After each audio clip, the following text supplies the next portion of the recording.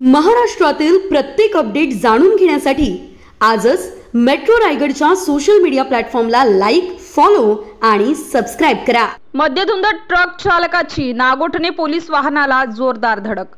Nagothane police ठाण्याच्या हद्दीतील मुंबई गोवा महामार्गावरील सुकेळी हद्दीत जिंदाल कंपनीजवळ मंगळवार दिनांक 3 सप्टेंबर रोजी पहाटे मद्यधुंद अवस्थेत असलेल्या ट्रक चालकाने आपल्या ताब्यातील ट्रकने नागोठणे पोलिसांच्या बोलेरो जीपला जोरदार धडक दिल्याने अपघात झाला। या अपघातात सहाय्यक पोलीस निरीक्षकांसह पोलीस जीप चालक जखमी झाले आहेत। या अपघातात दोन्ही वाहनांचे मोठ्या प्रमाणात नुकसान झाले आहे।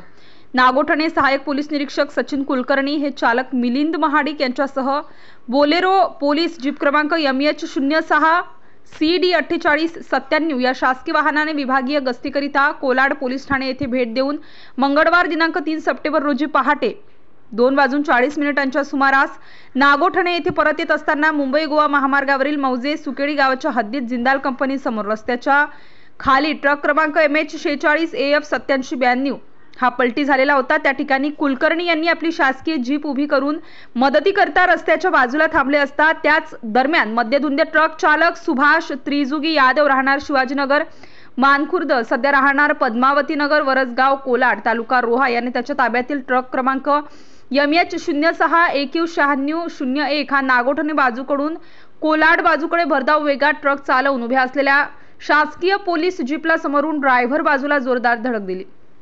सदर अपघातात सहाय्यक पोलीस निरीक्षक सचिन कुलकर्णी व चालक पोलीस शिपाई मिलिंद महाडिक यांना लहान मोठ्या स्वरूपाच्या दुखापती होऊन दोघेही जखमी झाले।